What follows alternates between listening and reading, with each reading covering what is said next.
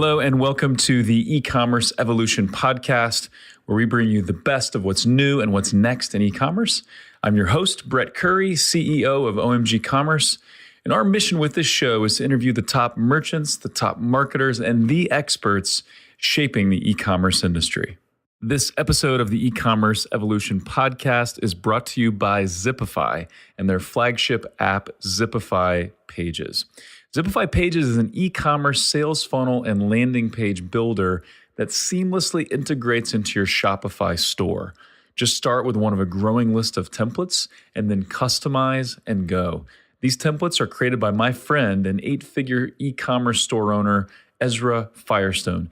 Each template is built with proven conversion elements, but also features a simple drag and drop editor. So you can truly make these pages your own, so you can customize and tweak and test and create some awesome landing pages and sales funnels. So check out all the details, sign up for the beta at zipify.com.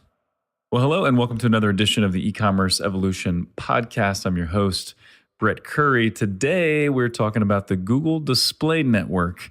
And that is a topic that some people may immediately disregard as being a waste of time. Others may be super intrigued, as I am. And others of you may say, oh, of course, that only works, but that only works for remarketing. And so my guest today is Mike Rhodes. Now, I met Mike at the Traffic and Conversion Summit in San Diego back in March. And there, Mike presented on the Google Display Network and showed his approach using a tool he calls the Display Grid. And so today on the show, we get into the Display Grid and we uncover Mike's approach to the Google Display Network. And it's true that success on the GDN, Google Display Network, is not easy. But if you can crack the code, the upsides are huge. Tons of scale opportunities. Likely your competitors won't be able to crack the same code that you do. And so this is a really fun interview. I'm actually recording this intro a few days after I recorded the episode. That's just the way my schedule worked out this time. But I'm still geeking out about the content. And so Mike's a fantastic guy. He's a teacher at heart. He owns Web Savvy based in Australia. So Mike also has a fantastic accent. And Mike is the author of The Ultimate Guide to AdWords, the number one selling book on the topic of AdWords. And so we get into a lot of stuff. This is fairly technical, but I think it's a lot of fun, and I think you're going to get a lot out of it. So please enjoy my interview with Mike Rhodes. Well, hello, everyone. My guest today is Mike Rhodes, and Mike is a trooper. He is joining me all the way from Australia. It's perfect for me. This is afternoon. I've had a full day. I'm totally in the groove, and Mike is just waking up. So he's rubbing sleep out of his eyes. It's like 7 a.m. Australia time. But Mike, thanks so much for joining me, and thanks for getting up early to make this happen. You're very welcome. Thanks for having me. Good to be here. Yeah, I've heard so many good things about you, Mike, and then enjoyed our pre-chat before the show. But it's one of those deals where the first time you hear somebody say, "Oh, this Mike Rhodes guy, he's really sharp," you think, "Okay, I'll file that away." And then by the third time, you're like, "All right, I got to find this Mike Rhodes guy and figure out what's going on." But Mike, one of those three, my mum. What's that? Just check it. Was one of those three people my mum? Yeah, maybe so. But Mike and I we spoke at the Traffic and Conversion Summit in San Diego here not too long ago, and heard got rave reviews on his presentation, so wanted to connect, and so really excited about the topic today. We're talking Google Display Network and how to make that work. And so before we get into that, we got lots of questions. This is a fascinating topic for me. As those of you know that listen to the podcast, I'm an AdWords guy as well, primarily Google Shopping. Google Display Network has never really been our thing. And so that's why I'm so excited about this topic. But Mike, if you would, give us a brief background. Like, how did you get to this place? How did you become an AdWords expert? Just kind of give us the brief background. Yeah, I won't give you the full story because I could probably blabber on for 20 minutes about that one. But in brief, I was an eMyth consultant back in the day, paying Gerber a ton of money to use the name eMyth and going out and seeing all these small businesses. I've always loved the business of business and helping small businesses. That's always been my thing since I was 17, and I won't tell you how long ago that was. All of them were like, that's lovely. I'd love to systemize my business, but I just want more customers. when do we get to the bit about more customers? Well, yeah, that's module 5. It's awesome. Yeah, we'll get there. We've got some other stuff to do first because it's Gerber. It's a system. Well, I just want to buy module 5, please. Right. Yeah, you can't because it's Gerber. It's a system. You've got to go 1, 2, 3, 4, 5, 6, 7. Well, when do we get to module 5? Is it like day 5, week 5? Yeah, it's usually around month 10. Yeah, there's the door. Off you go. And then I saw Perry Marshall present on Google AdWords at this now infamous little seminar, only about 150 people back in 2004, called the X10 Seminar. Big shout out to Simon Chen for arranging that and bringing guys like Simon, Armand Moran, Alex Mandosian, Declan Dunn, and Perry was there. And I went, oh my God, this is it. This is the future of marketing for small business, not just digital, but this is what they all want. I'm doing that. So I stopped paying Gerber tons of money and dove into AdWords. And my first experience of it, I went back from this conference, I'm raving about it. I was in a mastermind and a mate of mine said, look, I don't want to hire you by the hour to consult. I'm going to give you half of my business. Come and do that AdWords thing inside the business. Wow. And long story short, 3.5 weeks later, we'd sold 100 grand's worth of stuff. And we went, oh, hello, this works. So I set up the agency. Sure, I got a bit distracted, wandered off, ran somebody else's business for a year and a half, and then set up the agency a little over 10 years ago. And that's what we do. So done for you, AdWords, predominantly AdWords, search, display, shopping, a little bit of Facebook these days, but landing pages, a lot of data, Google Analytics and Tag Manager type stuff. But I just love it. And I love, as we were chatting about before, I love the teaching side too. So I like teaching people how to do AdWords better and even how to build their agency, which is a real passion of mine. So, that's the brief story, I guess. That's awesome. And it sounds like it combines your passion of, wanting to help business owners, wanting to teach as well, but also getting them that burning desire that they have of get me more customers. So sure, would love to systemize my whole business, but just get me more customers like right now. Yeah, good, because that'll fix everything, right? Yeah, because if I just had a few more customers, the wife wouldn't be about to leave me and the dog wouldn't be about to die and I wouldn't be about to repossess the car. And right. Just that'll fix everything. Right. Which, to a certain degree, more cash does help, no doubt. But good stuff. Well, now talk a little bit about Google Display Network, because it's one of those things where I remember I've got this e-commerce client, longtime client, great guy. We've done great work for him, but I remember him saying one time, and I'm pretty sure he just made it up on the fly, or maybe he heard it somewhere else, but he said, you're more likely to get hit by lightning than to click on a banner ad. I'm like, no, you're not. That's silly. But a lot of people are like, oh, we tried Google Display Network. It's no good. Or, we couldn't make it work. It's not for us.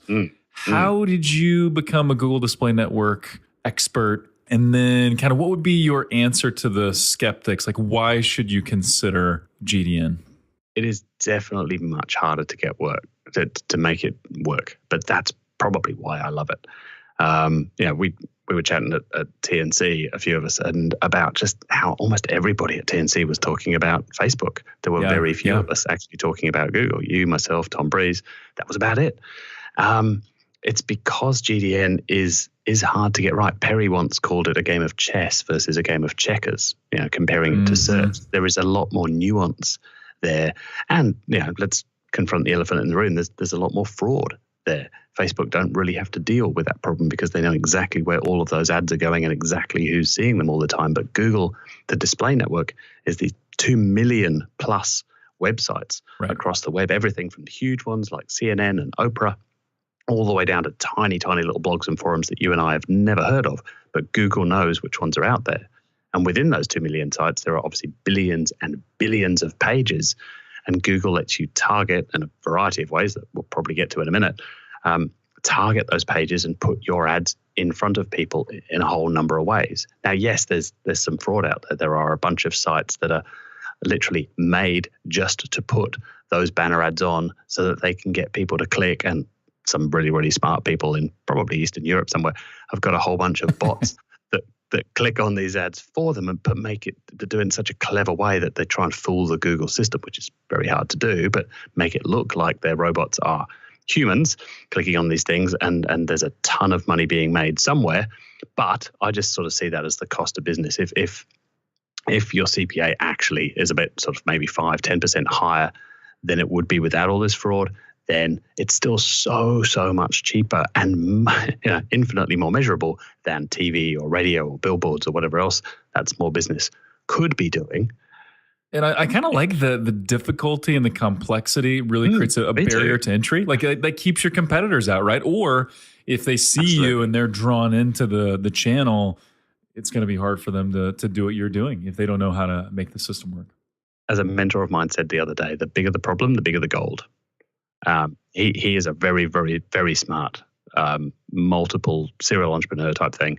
And he's spent his life looking for big problems. And so that kind of really, I suppose, gave me the impetus to really dive in and spend time figuring this out. And I do feel like, I know it's such an overused expression, but I really do feel like we've kind of cracked the code a little. Not to say that every time is a lay down misere and we're just, this is easy, we'll just win every time. Every time it's different. And it's all about testing and trying new things. It is not easy to get it to work, but when you do, my goodness, the scale that is available, it's fantastic. Yeah, and I guess that's the real benefit, right? So I mean, there's complexity, there are risks, but the rewards are, hey, your competitors are going to have a really hard time duplicating what you're doing, and then also the scale is there because that's something we talk about. I know you and I both love Google Shopping, and that's one of the most consistent channels that I've ever experienced. But you're limited. You're limited by search volume. So if you're in a category where there's not a ton of people searching for your specific product, then you can only get so much volume. Yes, yeah, and particularly if you've got one of those, if you're in one of those products that people really don't know to go search for too, right? Then display can be an absolute savior. Yep. But also go on. Sorry. Yeah, which is where if I don't know that this product exists, maybe I've got the problem, I want a solution, but I have no idea that something exists. Or we said sometimes in different apparel categories, like as an example, we had a client selling these boots that have the Seattle Seahawks logo on them. They're kind of UGG-like boots. And, it's like one of those things that you're probably not searching for because you don't know it exists. But if you're a Seahawks fan, you may see that and think, I have to have that. Yes, yeah. It's just that there's so many ways of targeting, and Google obviously growing that all the time. I don't know. Do you want to dive into that, and we'll talk a little bit about the let's do. So let's start to talk about the targeting side, and then anything new that Google is doing that specifically relates to GDN and how they're making the targeting side better. Because I think that was probably one of the biggest issues with banner ads in previous years is just it was kind of a blast method, spray and pray type thing. No idea what's going to happen. But yeah, talk about targeting. Yeah, if I think about sort of when I started doing a lot more of the display side, it was called the Google Content Network back then, 2008, 2009. And it was kind of spray and pray. Click costs were so cheap, it kind of didn't matter. People didn't have that same sort of banner blindness that they probably do today. But the way Google sort of look at this is that a great ad is actually adding to people's lives. I know a lot of people just rolled their eyes as I said that, but if it's targeted properly, and you talked about this when you talked about shoppable TrueView on episode 10-ish, I think it was, that if it's targeted properly, you won't hit skip after 5 seconds. Correct. And you will go, oh yeah, that's if it's the right ad at the right time, if it's relevant. And I think there's only ever been 2 rules for me, and Steve Krug wrote about this in Don't Make Me Think probably 10 years ago. Make it easy, make it relevant. And if it's highly relevant, which is about getting the targeting right and obviously the right creative, the right offer and so on, then it can work amazingly well. So if your listeners want to go to thedisplaygrid.com, what I've done, I've created a spreadsheet there that displays all of the different types of targeting across the top and all of the different types of ads that you can use down the left-hand side. And we've created this grid. And essentially there are 100 plus different ways of targeting those ads. So maybe I'll just very briefly walk you through the grid, and then you'll sort of, hopefully your listeners will then start to sort of go, okay, that's what display is all about. It's not just this little square up in the top left-hand corner, which is what most people do. They put banner ads on a list of websites. Google calls those managed placements. It's where you give Google the list and say, okay, I want to be on Oprah.com, and I want to be on TED.com and Inc.com. Go put my ads there, please, Google. That's what Google calls a managed placement. Obviously, that's very, very limited. It's nice and safe to do that because you know exactly where your ads are showing, but it's very, very limiting, like you're saying before, with search volume. You know, there's only a certain number of people going there. Right. What about all of those other 2 million websites that you don't really know about? Because Google doesn't publish a list of these things. So that's why we need to use some of these other targeting methods to discover new websites, new tiny little corners of the web where your ads work. And a lot of times they won't work. It obviously depends on your ad and your offer and so on.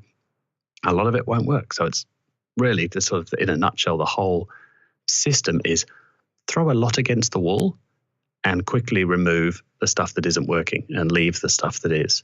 And that's where the art part comes in, I suppose, is starting with the stuff most likely to be profitable. You're not going to test all.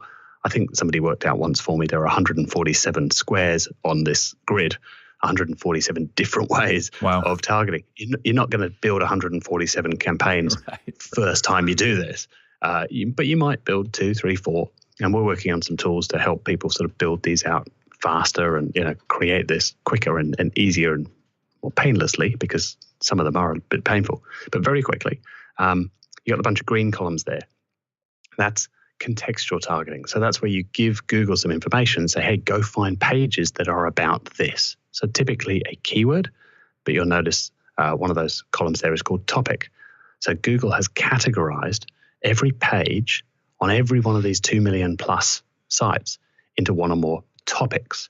And if you look across the bottom of the Google spreadsheet, I've actually, because it's kind of hard to find in the Google system, I've actually created a whole bunch of tabs there for you where you can go in and look at these topics. So you've got topics like, I'm just going to read a few randomly here, record labels, live comedy, Western films, sheet music, magic, boats and watercraft, mountain bikes. So I'm an avid mountain biker. I believe you are too. So you can target people based on the page that they're looking at is about the topic of mountain bikes. So if you've got a new mountain bike computer or widget or thing that you want to sell, put it in front of people that are reading stuff about mountain bikes. That's probably a good place to start. And there's 2,221 of those topics. So whatever you sell probably fits into one or more of those. Yep. And again, just so everybody knows, I'm sorry, Mike, just so everybody knows, I'll link to this in the show notes, but it's also thedisplaygrid.com. So I think if you can get this up while you're listening, even better, or review it later, I think it'll make sense. So yeah, go ahead. Yeah, that would help. So yeah, thanks for saying that. That would obviously help too if you can see that while I'm talking. But yeah, no opt-in. We don't even cookie you and remarket you because this is a Google spreadsheet. It's all free. Knock yourself out. Very cool. So that's the green chunk there. That's contextual targeting. So there's a bunch of different ways you can do that. And one of my favorites is to use competitor names, competitor brand names, competitor product names, books, authors, all sorts of ways of using that. We can talk maybe more about that later. The next chunk there is interest marketing. So it will come as no surprise to anybody that listens to your show that Google know an awful lot about us. And I know you've talked about in market before, and again, there's all these tabs across the bottom there where I list out all of the these categories that Google have. So they know if you are in the market for a new stereo system or an Xbox or a business loan or an internship. Now, there are all these things that Google know you are in the market for based on your very, very recent, about a 1 to 2 week window, your recent searching and browsing history. And yes, if you use Gmail, they're reading your emails and using that as well to determine what you are in the market for right now. A brand new Audi or whatever it might be. Affinity is kind of a cousin to in market. It's kind of the other sort of the flip side of the coin. Affinity is a much, much longer term interest in something. So, I might be interested in American football or in the outdoors, or I might be an avid investor or a savvy parent. And Google have there's about 100 of those categories again listed on the sheet for you to go through. So this is all about targeting people based on their interests, a bit more akin to how people are used to doing Facebook. But that I'm sorry, Mike. You said American football. Was there another kind? I wasn't. Just kidding. Yeah, come to Melbourne. Exactly. I'll speak to the G. You'll show us real football, right? Yeah. I'll educate you. Real football with no padding. Yeah. Okay, yeah. All right, good. No helmets. And then there's this thing called custom affinity. Now that's getting a little bit more techie, but you asked me about like new stuff that's coming. And there is a rumor that I have on fairly good authority. Custom in-market is coming. So you'll actually be able to design your own in-market categories and say to Google, hey, go find me people that are looking for in the consideration period for this type of thing. Go find me those people and put my ads in front of those people. Love it. And one great reason to get familiar with this is that in-market is coming to search in the sometime near future. So this will actually be an audience, like a bidding adjustment, a layer that you can put on top of your search and hopefully one day shopping campaigns, and actually say to Google, I would like to bid twice as much because somebody is in the market to buy exactly what I've got. Let me get in front of that person, please. I love it. And that's one of the things we talk about a lot. I know you do as well, is, when you're looking at search, how do we go beyond the keyword and layer in, all the things Google knows about this person and their behavior, layer in that audience information to make your search smarter. So this is great. So you got contextual, the audience-based, targeting, you got interest-based, which is in-market affinity, custom affinity, super excited about that. Do you have a particular place you recommend people start, or maybe you have more you want to get into before we get to that? Well, I know you talk about remarketing often too, and there's a whole bunch of different ways of doing remarketing. Obviously, for if you're a retailer, then you absolutely must be doing dynamic remarketing. Agreed, yeah. That is just taking money off the table. But there's a whole bunch of different ways that you can use that. Obviously, similar audiences like Facebook's lookalike audiences, so people similar to your buyers. And I know you've done some funky stuff with Ezra around, some remarketing there, in terms of people that bought X but not Y and things like that. I love remarketing. I mean, if you've got any kind of traffic, start there. If you've got any kind of list, have a play with what Google call customer match, which is where you load up your list of emails and Google will figure out who of those people it knows, and then you can go show ads to those people or people that are similar to those people. In terms of where to start, that's always a tricky one. If you can find an in-market segment, and that's why I've put them on that tab at the bottom of this sheet, if you can find an in-market segment that's pretty close to what you have, I would probably start there, because Google is getting better and better and better at identifying that. I still love the contextual side of things. I still love throwing a whole bunch of keywords into a campaign and saying, Google, go find me pages that are about this stuff. Because if someone is reading information about this, if they're reading a blog post or a New York Times article, even if they're in Melbourne, they might be reading that New York Times article, but I can choose to target just the people that are in Melbourne, no matter, they could be on Oprah or the New York Times or whatever it might be, but only show my ads to people in Melbourne that are reading stuff about this particular thing, which I can use keywords and topics and so on for that. My go-to is a bit more of a complicated one. So over in the combos column over on the right-hand side here is where we start to combine these things. So I can say, find me pages that are about mountain biking and only show ads to people that are interested in mountain biking. That's where we find the best results. And I did a whole talk on TNC about how to sort of really hone in on this by having lots and lots of levers to pull. So instead of just saying, hey, find me pages about mountain biking, if I could break up that pool into 10 or 50 or 800 tiny little segments and then be able to turn on and off the segments that are working or not working, then I get this really, really fine level granular control. And this is probably making people's eyes glaze over at this point, but that's what makes it work really, really well for us. We get really super granular, and then we're doing all sorts of things at this really tiny level, using a whole bunch of different scripts and some automation to really hone in on those bits that are working and maximize the bits that are working really, really well. Yeah, that's fantastic. And so I'm looking at this combos area, and you've got, it looks like keywords plus topic, keywords plus affinity, keywords plus in-market.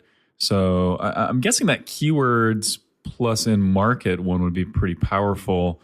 Is there one there that you prefer over the? Yeah, keyword plus in-market and keyword plus topic. Kind of my go-to. And if you hover over the keyword plus topic little box there, I've actually given away a video in there as well, where, you know what I should do on here? I should link to the video that explains this grid in a bit more detail too. I'll give you that for the show notes. Yeah, I'll link to that in the show notes. You bet. Let me just make a note of that to send to you. But if you hover over that keyword plus topic, that K plus T one, there's a little short code in there for a video where I explain to one of my agency savvy members exactly how to go do this, because it is a little complicated. I think it's about a 17-minute video that just lays out the steps. Because that's one of my absolute favorites to go to. Funny, I was chatting to a guy at TCS. I'd shared this with him, I think in November. So this is maybe 3 months prior. And he said, mate, I can't believe you give that away for free. I would have paid $5,000 for that. This word for word what he said. Because to know that that's your go-to strategy, the millions of dollars of other people's money that we have spent testing to get to that, and then to tell me exactly how to set it up. So I've got that absolute certainty that I'm doing it the right way, that I don't have to do all this. He said it's so valuable. It's changed our business. Wow. And then another guy that I shared this with back in October, November said, we were really, really good at Facebook. We were doing $100,000 a month on Facebook, whatever it was. He said, and we could never get display to work. We tried a couple of times half-heartedly. He said, we've got it positive ROI now. And oh my goodness, the scale that we're starting to see, and it's early days for them yet, but they're just absolutely starting to crush it. And it's just, that's the fist bump in the air. I love hearing absolutely. That's why we do this, right? I mean, that's the most rewarding part. Very cool. Very cool. So keyword plus topic, keyword plus affinity. Now, if you could, so the keyword plus affinity, I think I may have said that wrong, but keyword plus in market, that means someone has typed in the keyword recently, and based on their behavior, Google understands they're in market for something. Is that the proper way to explain that? Keyword is there's a couple of different ways that Google now target that. So yes, it could be that they've searched for that keyword in the very, very recent past. Google are pretty vague about this. The best information I can get out of them that it's during that session. But I don't know if that means if you leave Chrome open for a week that all counts as the same session. They are particularly vague about that. But it could be that they've searched for that keyword in the recent past, or it could be that the page is predominantly about, or that keyword is prominent on that page. It doesn't mean that word appears in the blog or in the article or whatever, but it's a prominent theme within that. So that's the keyword part. And then, in market is saying they have a very recent, again, sort of 1 to 2 weeks-ish interest in this thing. So if I'm interested in buying a mountain, if I'm in the market for a mountain bike, it's based on my recent search behavior over the last couple of weeks. I've been to more than sort of average websites about that, or I've stayed on those mountain bike websites longer than the average person. So I'm sort of giving Google those signals of intent that I am in consideration phase for that particular thing. Great. And then talk about what is keyword plus topic, because those almost sound like the same thing, but how are they different? They are really. I mean, they're two different types of contextual targeting. So you're saying to Google, find me pages where the topic is about this and the keyword is about this. But again, it's I kind of dug into this a little bit at TCS. Imagine if you've got this universe, picture the sort of the Venn diagram, I guess, if you will. You've got this big circle, and that's all of the pages that are about the topic of mountain biking. Now, I could, if I'm lazy, I could just say to Google, create one ad group and say, go find me all the pages that are about mountain biking, show my ad there. And I'm going to get an average CPA, let's just call it $10. But within that, what if I could break up that huge sort of blob into these tiny little pieces, because averages lie. Yes. Some of those areas are working really, really well, and some of them absolutely stink. And wouldn't it be great to have more levers to pull and buttons to press and be able to get more control over that? And that's where we start to combine these two. So we'll typically start with, let's keep it really simple. No, I don't even know if I want to go deep into that, but if we have 10 keywords and 5 topics, when we mix and match all of those things, now we've got 50 ad groups. Now, some of those are going to work and some of them are not. And the ones that are not, we're just going to kill. We're just going to remove them. And the ones that are working, we're going to keep. And we're going to get some ideas from that. So I walked through a bit of an example. I can't say who it is, but we've done a lot of GDN advertising for this particular client. Self-help and motivation is one of the topics that worked incredibly, incredibly well when we did this little sort of test. That gave us the information then to go and say, well, okay, now Google, go find me all of the pages that you can about self-help and motivation, but let's mix it with maybe, I think we did about 1,000 different keywords, because now I've got 1,000 little boxes. And again, same thing. Some of those are going to work, some of them are not. And instead of having that amorphous blob with this average of $10, I've got a whole bunch of ad groups over here that are $2, $3, $4. And I've got a few over there that are $20, $30, $40. Well, great. I get to kill all the expensive stuff, keep all the good stuff, and the average comes down and down and down, and it just gets better and better and better. So yeah, but well spotted. Most people don't spot that they are essentially two contextual targeting options, and that doesn't really make sense to target pages that are about this and pages that are about this. But it works. Yeah, it totally makes sense why it works, but it also makes sense why you might not think to do that. Why you might not try it in the first place. So that's really interesting. Good. You mentioned a case study and no client sensitivity, and so, but are there any that you're really excited about? And even if you can't mention the name of the company, category or whatever, in addition to the one you just mentioned, any other ones that come to mind? Heaps. One was a finance client, or an insurance client here in Australia. This is kind of $50 a click territory. So I was expecting this to be maybe $500 a lead. That was the expectation we set with the client, and they were absolutely fine with that. I don't know how much a client was worth to them off the top of my head, but 500 would have been great. The team are bloody amazing. They ended up getting search leads for around about $150, which I thought was incredible, because this should have been $50 a click territory, but with good quality scores and so on, I don't know the cost per click off my head. I won't make it up, but I know it was about $150 a lead. The display leads that they were able to get were $42. Whoa! So a tenth, less than a tenth. In a market that should be $50 a click. We had a relatively famous, at least here in Australia, educator. I think I've shared this case study before, so I can probably name him, Dale Beaumont, who wanted us to run ads to what was it? It was a free business planning template that he had. And he said, I want leads for less than $5. And I've shared this case study and all the numbers before, so I'm not talking out of school here. And we looked at business planning template. And again, like $5, $6 a click territory.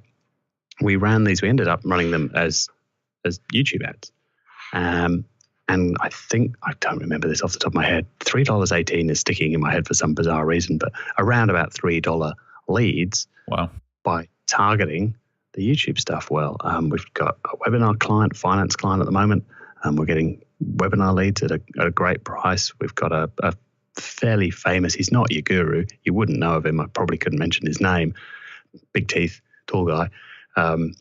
Just doing phenomenally well on GDN. We've done some work with Ezra in the past on Boom, as I know you do a lot of stuff with him. We did a bunch of in-market testing, really just to get that sort of off the ground, get it up and running. His guys came in, they'd done a decent job. I better not talk actual numbers because that would be talking out of school, but I think we grew that by about 9 times before we handed it back to his team to say, okay, here you go, you guys can run it in-house now. That's great. That's great.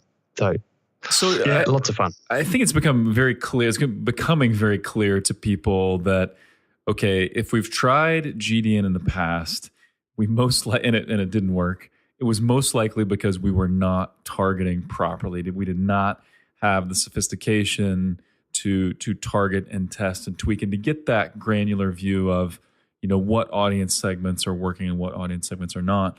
The flip side of that, though, is also on the creative side, right? Because just absolutely, you can target the right person and send them a junk ad with an offer, right? And the offer. So any thoughts there? Like what tips, what ideas would you give? What suggestions would you give on the ad and getting the right offer and testing the ad itself? That's it, testing. If I can only give a one-word answer, it's testing. The way we will typically do it, and the way I've taught this for years, and the way we would still do this, is from a creative side. Let's assume that you as an agency or a business even don't have much control over the offer. Somebody higher up than you has decided this is the offer that we're going with. And let's assume that can't be tested for the time being.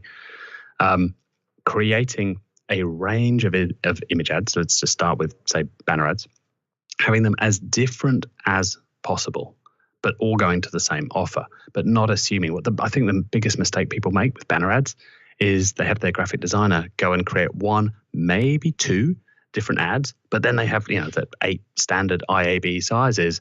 And hey, look, we did all this, and look, we animated this one. It looks really cool. It's like, right. But you have no idea if that works or not yet. So don't worry about animation yet. Don't worry about creating loads of different sizes. Start with just one size. We typically, even though it's sort of going to get phased out, and Google are playing with this new, or have introduced this new responsive ad format, we will still typically start with what's called a medrec or medium rectangle, 300 by 250 pixels, and have a dozen of those, all static, again, not animated, very, very quick and easy to create. I think we now offer that as a service. I think somebody created that the other day. I don't even know how much that costs. A few hundred bucks. That's great. It really isn't much. But to have a range of different ads, so that you're not the marketing expert. Sorry, I'm not the marketing expert. The only person that matters is the customer and what works for them. And I see particularly big brands doing this all the time. Is, somebody has decided we're using the purple one because, my kid likes purple, so we're going with that one. Because I know marketing, because I am the expert and I love purple. I'm the hippo, the highest paid person's opinion. Yes. I'm going with this. Create me 8 sizes of that. Let's pay some idiot agency $2,000 to animate that for us, and we're going to run that ad. Well, don't do that, please. Test. And where you get to do this with that really granular approach like we were talking about before, instead of one ad group, instead of one way of targeting, we might have 1,000 ad groups, and each of those 1,000 ad groups has got those same 12 ads in. So yes, we're running 12,000 ads, but the person is only seeing one of those at a time. And then within ad group 1 over here, we're able to say, hey, you know what? These 2 ads are the best. Let's remove all the others. Let's just keep what's working over here. But ad group 328, it's actually a different ad that's working really well with that particular bit of targeting. So let's keep the ad that works well over there. And so instead of like lumping all of this together and saying, that ad just doesn't work. Well, again, averages lie, right? So maybe it works really well over there, but not over there. Does that make sense? Totally makes sense. Yeah. So if you had to prioritize, and I love the feedback to test, and really only the marketplace can decide. You and I can't decide. The business owner can't decide. It's the marketplace. But if you kind of break apart the elements, you got headline, offer, image. Like what is usually most important from your perspective? And I guess it's maybe just a combination, but. It's testing the big thing. So image versus text only. If it's an image, what's the image of? Is it a person? Is it the product? Is it the end result? Is it bright and colorful, or is it black and white, which typically will stand out because most people have big, bright images. So black and white image, or maybe with this tiny little bit of color, can really stand out. Is there a big button on there or no button? I'm sure you're a big fan, as I am, of Dean Jackson and More Cheese, Less Whiskers. He's, for me, is one of the smartest marketers on the planet at the moment. He talks about sort of this idea of more cheese, less whiskers. The not showing you whiskers. I'm actually not familiar with him. What's his name again? Oh, okay, Dean Jackson. Dean Jackson. I'm looking at him. A little dig at Joe Polish. He's the smart half of I Love Marketing. He has some wonderful podcasts.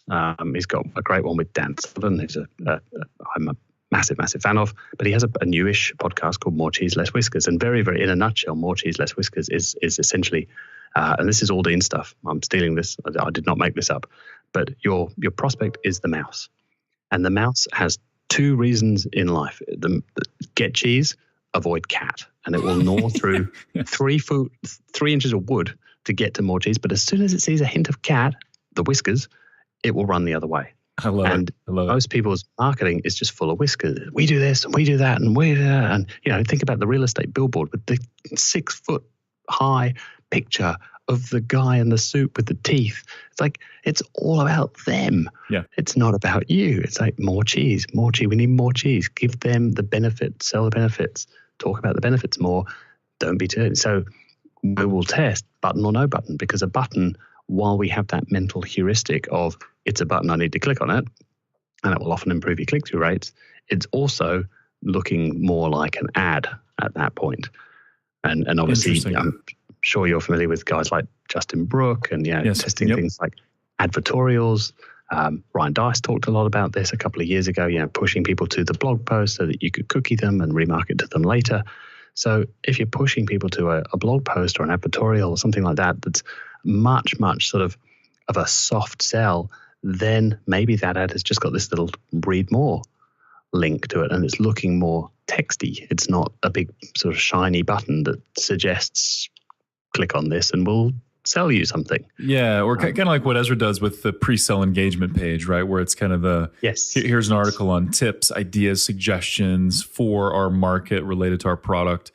And it's just a blog post basically you're sending people to, and then you can remarket to them. Yeah, it totally makes sense. Can you think of any really unique examples where the odd ad won or the ad no one thought would win did, or just any unique examples of ads? It's never the one you think. For a while, we'd sort of almost run a bit of an informal book in the office, like, okay, we got these dozen ads for BT or something. Which of these is going to win? And we just stopped doing that. It became a boring game because you'd never pick it. Right. Of course, the author or the celebrity, they always think it's going to be the one with their image on it that's going to work, and it rarely is. Right. Which is always fun. No obvious ones come to mind. It's just that it's not usually the one that you think is going to work. You're convinced, this is really good, awesome work, graphic designer, love this is going to crush it. Oh no, it died. Again, which is why you got to test lots of different things, because if you only test one, your chances of success are so tiny. Yeah, such a humbling game. Marketing in general, but especially this, because and I love the way you framed it. And that was even better, I think, than giving an example. Is it's usually not the one you pick. So even people that have been doing marketing all their lives, you're trained in marketing, you see the stuff day in and day out. Often it's not the one you pick even, and so it just makes it imperative that you set up those tests properly. I remember reading an article by the guy that did the social media for Obama, I think the 2012 campaign. Yeah, and these guys were testing thousands of different emails a day at the peak of that campaign. And he said, one of the guys that went on to start Optimizely? Maybe I think I read that guy's book. The guy that went on to start Optimizely. Maybe I know one of those guys helped Obama's campaign. But anyway, go ahead. That would make sense. Essentially, he just said the biggest lesson that came out of it was you're always wrong. Like, test everything. Yeah. It doesn't matter how smart you think you are, you're not. Yeah, I love it. I love it. That's fantastic. Any other mistakes, traps, things that people should avoid? So if they're beginning to say, okay, I want to look at GDN, maybe a little overwhelming. We'll get to how they can connect with you in a minute. But any other mistakes you see, pitfalls, things that people should avoid? I think the biggest mistake is probably just that hubris, the ego get in the way. Yeah. Again, like if I'm staring at the grid here, they've tested 4 of these squares on the grid, and they think that they've done GDN. Gmail is kind of the middle row across here. We're getting just some crazy results from Gmail ads at the moment. They're so much fun. You can just have it. So a Gmail ad is like this little tiny ad that appears at the top of somebody's Gmail inbox under the promotions tab. And if they click that, then they get to see what is essentially your landing page inside their Gmail account. Now, they haven't left Gmail at this point, so Google love that. They're not charging you very much money at all. We're talking pennies on the dollar at this point. And then if they click on the big ad, the landing page essentially, you don't get charged a second time. Wow. And then you take people out to your website. Now, you can do some funky things with that. You can embed a YouTube video inside that Gmail ad. You can, for the retailers that are listening, which is probably many of your listeners, yes. You can mix and match Gmail ads with your product feed, and you can actually show products, essentially like massive PLAs, inside the Gmail ad, leading to those individual products. Now you combine that with an in-market audience or a keyword plus in-market, something like that. That gets pretty interesting. Or your customer match audience. Now you can't do remarketing inside of Gmail, but you combine that with a similar to customer match. So similar to my buyers, go show them a bunch of my top products inside their Gmail account. Wow. Or another targeting. One of the squares on here that I love is combining Gmail ads with competitor keywords. And again, those competitor keywords. See, I'm looking here at the Gmail row in the display grid. So looks like you can do customer match, similar to customer match, topic, competitor, brand, non-brand, and then you're in market. So that's phenomenal. Yes, just within that, there's maybe what have we got here? Maybe 8, 10 different ways of targeting just those Gmail ads. And again, most people will chuck in half a dozen keywords into that Gmail campaign, test one ad and go, yeah, we tested Gmail. It didn't work. Yes, we got cheap clicks, but it didn't sell anything. Yeah. But did you really test? Did you really test it? Yeah. Yeah. And so are you pretty much for all clients that want to run GDN? Are you testing Gmail ads as well? Or are you just looking for certain instances where that usually works better? Or I'll assuming there's budget there, I will almost always want to test Gmail with competitors. So if for that row, that's my sort of go-to starting point is competitor terms. That's brilliant. Yeah, competitor keywords, competitor URLs, other authors, the name of their books, the name of their products, the name of their websites. Yeah. How perfect is that? Yeah. So someone's typing about the competitor in their email, and now you can show up with your ad. Or they're a subscriber of that competitor. They're getting emails from that competitor, and Google knows that. That's phenomenal. Okay. You really got my wheels turning. I say it on the podcast all the time. I'm a marketing junkie first, right? So I love anything that works, anything that drives buyers, anything that create, generate sales. That's what I love about marketing. And so this has got my wheels turning for sure. Excited to dive in more. Let me just spin them a little bit faster then for you, because you asked me about new stuff, and I made a note to talk about this and then promptly forgot. A rumor that I've heard, and I actually went and searched for this morning. I couldn't see a single thing about it in the SERPs, was pay per conversion. So for the longest time, you have the ability of allowing Google in charge of your bidding. And there's pros and cons against that. Right. Like CPA targeting and... Like CPA targeting. Say, like, I want to aim for $15. Off you go, Google, see what you can do. There is a new one rumored to be coming, which is not bidding per conversion, CPA stuff, but pay per conversion. In other words, I will only give you the $15 if and when you get me the conversion, Google. Thank you very much. Interesting. Because all the machine learning that they're bringing to the table, they are, it's getting to the point, we were talking about this in our weekly meeting on Tuesday, that it's getting close to the point now where it's going to be impossible to beat Google when it comes to bidding. I don't know if you know the story of AlphaGo and Google buying this company DeepMind, which beat the world champion at this incredibly complex game Go. That it's impossible to brute force your way to win that game. You have to learn the game, and the computer learned to play the game. I just think this is a fascinating story. Essentially, they fed in every game ever played. Wow! And the computer went, "Yep, okay, done them. Now what? Need more data. So they essentially created a second computer and had the two play each other 100 million times. And that's how the computer learned how to play Go. But no one programmed in the rules of if the stones are on these, I don't know what they're called, squares, intersections, places on the board, then do this. You can't do that because there are more potential positions on that board than there are atoms in the universe. Right. It's crazy. So they had to teach the computer. That computer, DeepMind, that is now in charge of the automated bidding at Google. Now that computer can see inside every single AdWords account, every single advertiser, every single keyword, every single bid. But it also has, we've been talking about in market and affinity, it also has near perfect information on the other side of the fence. Yeah. It knows everything about those people searching. But what if you're AdWords certified though? I mean that says a lot, and so yeah, because they give us 5 levers to play with. Yeah. Exactly. Age and remarketing list and time of day. Woohoo! Yeah, Google's using 70 million data points on every search. That's phenomenal.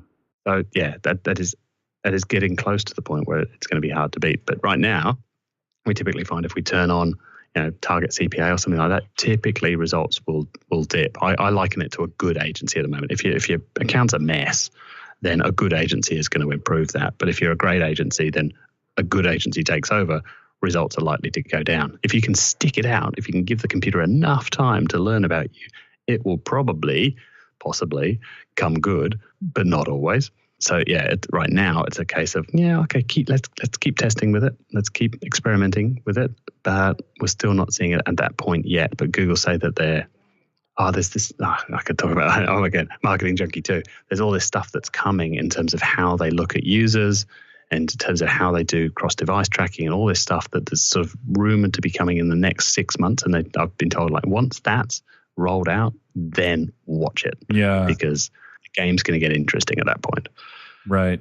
Yeah, it's interesting. And Ryan Deiss talked about this a little bit at TNC, where there's all this fear that the machines will take over. There'll be no need for marketing consultants. There'll be no need for guys like you and I or companies like the companies we have. But there still has to be strategy and the brand and all that. And I know one thing you talk about that I completely agree with is smart humans plus automation. Yes, will beat one or the other, almost every time in isolation. Yeah. So combining the two, like that's where we need to be. Absolutely. That's the game. Smart humans working with incredibly smart machines. That's the game. And that's where we all have to work out how it changes potentially who you hire. It changes how you play the game. Absolutely. But yeah, those businesses, our clients, yours and mine and all the other agencies listening, are, as you say, always going to need smart people in the corner. I mean, the game may change. We will certainly not be changing bids by hand like we did 3 years ago. By the end of next year, any agency that's still doing that by the end of next year is dead and gone. But the conversation will probably change. Our clients will be saying, well, how do I use AI in my business? How do I surface all of this amazing data that I'm sitting on and didn't realize I was sitting on to make the experience better for my customers? How do I do that? Because I don't know, because I don't understand all of this stuff. So yeah, the game will change, but yeah, there's always going to be a place for, as you say, for strategy. And what we've been doubling down on for the last year and a half is strategy, relationship, creativity, and automation. Yeah, that phrase, the kind of the golden rule really now is how do we focus on that more and more and more. Love it. Fantastic. Well, Mike, this has been a ton of fun and really valuable content. We'll have to do this again sometime. For sure. Let's do a couple things. Let's talk about how can people connect with you, and then also, you're the author of a very popular AdWords book. You want to talk about that book really quickly? Give it a bit of a plug. I believe absolutely. I've been told it's the world's best-selling book on Google AdWords, which is rather lovely. Congratulations! That's awesome. Well, I can't claim all the credit. I came along at the fourth edition. There were 3 editions before I got there. But the Ultimate Guide to Google AdWords, co-written by myself and Perry Marshall and Brian Todd. We've just written the 5th edition. That'll be coming out probably, I think, October, November of this year. That's been a lot of fun.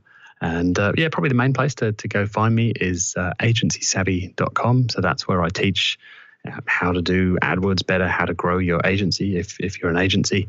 One thing that I'm really excited to be teaching over the course of the next 18 months is talking more about that AI, machine learning, how it applies, particularly to an agency. I did think about sort of going down the route of how that applies to business as a whole, but that was just too big to tackle. And there are so many businesses that I know absolutely nothing about, wholesaling and warehousing and sure, a bunch of business models that I don't know about. And therefore I'm not qualified to teach on that stuff. But yeah, that's a subject that absolutely fascinates me.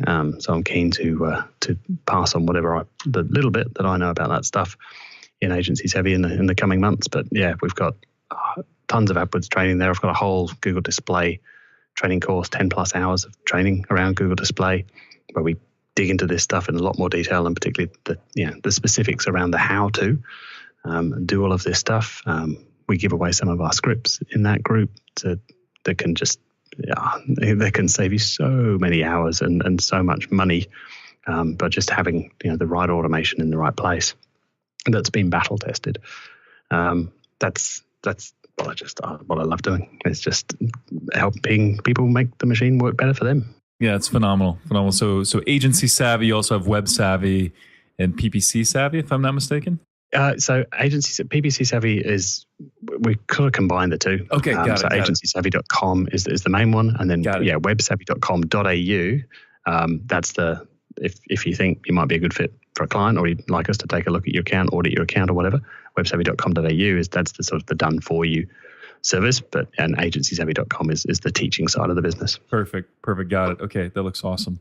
Well, fantastic. Thanks for allowing me to plug it. Yeah, you bet. Love what you're doing. This is phenomenal stuff. I'm confident that listeners' wheels are turning and they're getting excited about this as well. So any social media, you on social media at all? Yeah. Facebook.com/Mike Rhodes is probably the best place to find me. I'm not on Twitter much these days. Yep, got it. Very good. Well, hey, been phenomenal, Mike. Thank you so much for joining us and being so generous with your ideas and sharing. It's been a lot of fun. Yeah, thanks for having me again. Cheers, man. Absolutely. Well, and everyone, as always, thank you for tuning in. Let us know what you'd like to hear more of, less of. We'd love that review in iTunes. That helps us get discovered by more listeners. And until next time, thanks for tuning in.